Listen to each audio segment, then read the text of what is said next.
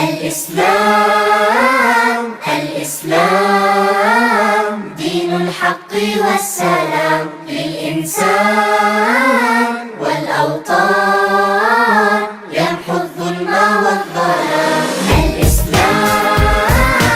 الإسلام دين الحق والسلام للإنسان والأوطان يمحو الظلم والظلام. Islam is about surrendering to the truth of your humanity, being kind, gentle, loving and caring, merciful and giving charity. Islam is about surrendering to the truth of your humanity, being kind, gentle, loving and caring, merciful and giving charity. And being strong is always a need to protect humans and holy lands. Every nation's history we should read against evil and challenges power stance. And being strong is always a need to protect humans and holy lands. Every nation's history we should read against evil and challenges power stance.